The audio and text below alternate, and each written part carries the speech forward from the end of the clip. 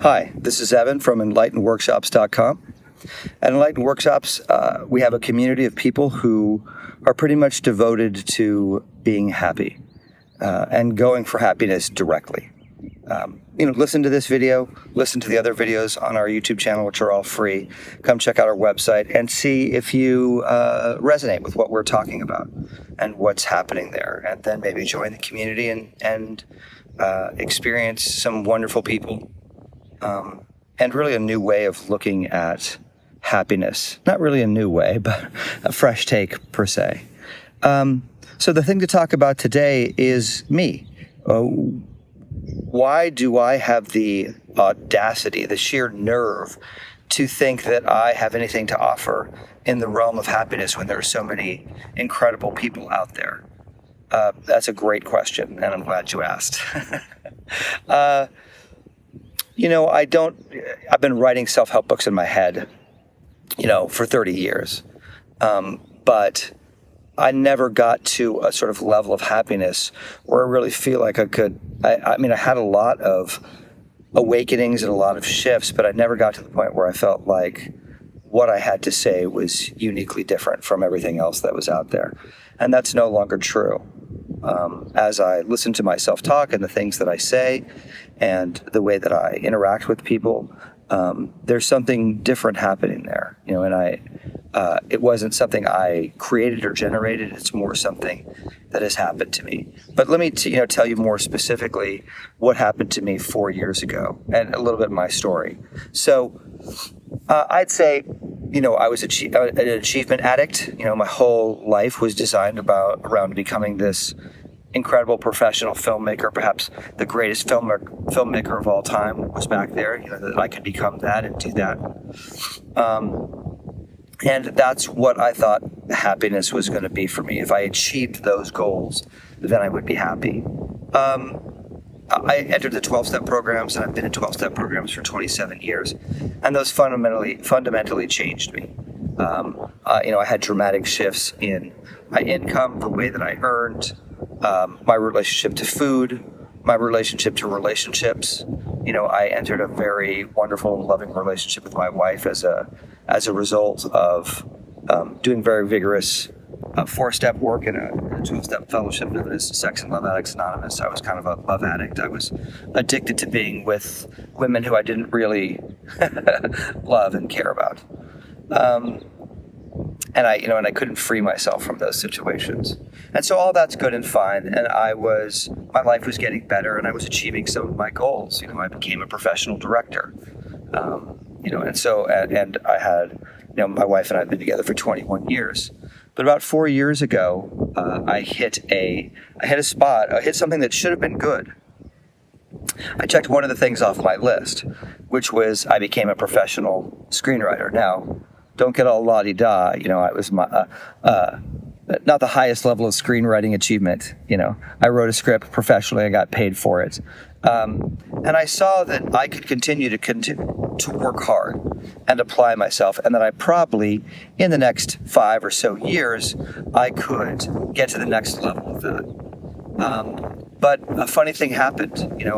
I achieved that, and it was just the sort of straw that broke the camel's back, where I realized I could look forward to where my wife and I could potentially get a better house and a better car, and I would have the esteem from having achieved these things. But I saw that none of that was going to truly make me happy. And I saw that what I really was truly addicted to this ambition to getting somewhere. And that was when everything kind of fell apart for me. And it was right around the time of the pandemic when a lot of people were falling apart. So it was very in fashion.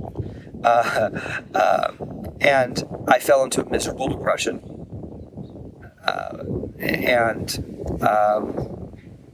I lost all sense of hope in life. Any sense of trying to achieve anything, which turned out to be one of the best things that's happened to me in my life. And I call this sort of bottom, or this life shift, the death of ambition for me. That has turned out to be an incredible gift. Because inside that death of ambition, inside all of that chasing, I had really been following my ego and my ego's dictates and the way that it was saying to get happy. And I started to realize that there was more to me than the ego, and that even all the recovery work that I'd done and all the spiritual learning I'd done was really mostly about polishing and shining my ego. And so a couple of things started to happen. Just before this falling apart and this breakdown, I was in this program, which I got close with a bunch of people. And with about 7 people, I got beneath the sort of the head knowledge of a person. And I got even beneath just knowing person on a heart level, which of course I'd known that before. But I got to know, I'd say, like I said, it was about 7 people on a soul level. I could feel their spirits. I could feel who they were. And each one was so uniquely different, but so incredibly perfect, each in their own way. And I saw this was true for everybody, that everybody had this unique spark, call it a soul if you want, their true spirit. And that was transformational for me, but nothing really came of it. It was like, oh, I can go deep with some people, was kind of as far as it went. What happened after my falling apart was, I guess, 2 things. The first thing that happened was I had this deep sense of a knowing that came to me, and that was God wants for nothing. And there was something that I hadn't experienced before in this way, which is, oh, and because I'm intrinsically part of God, I want for nothing. And so I experienced on this deep soul level that I really didn't want anything, and that all my wanting came from the ego. And that was big. And then the next thing I experienced was I experienced myself in the way that I'd experienced these other people. In other words, I experienced my soul. I saw past my personality and past the grasping of the ego and all the things that I wanted, the glory and all of that. And I saw who I truly was. And, and in the middle of seeing this, I would go back and forth.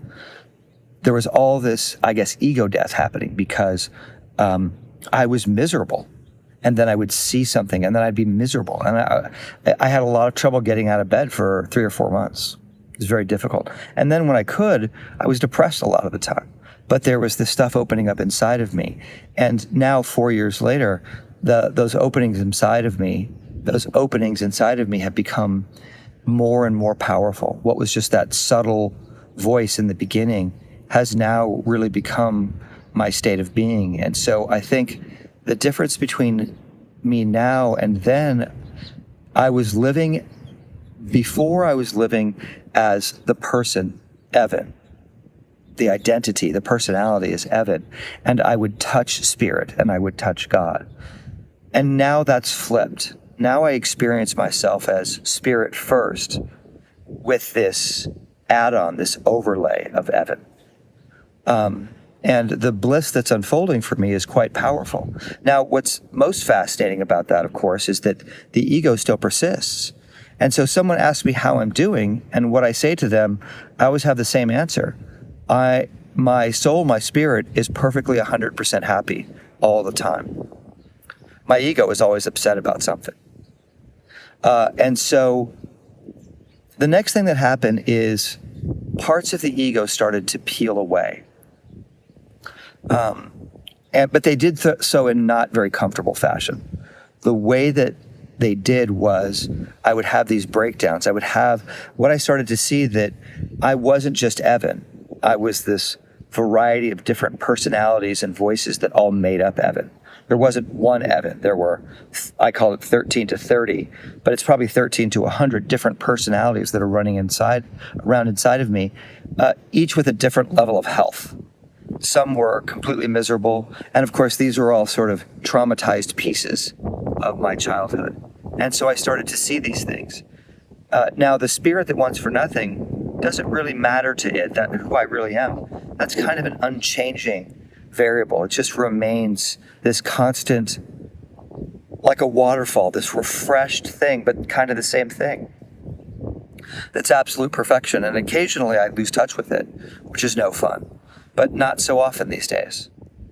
And so there's this well of happiness within, and that happiness within is actually the light that is shining on all these parts that are kind of stuck in darkness. And those parts are now sort of getting healed.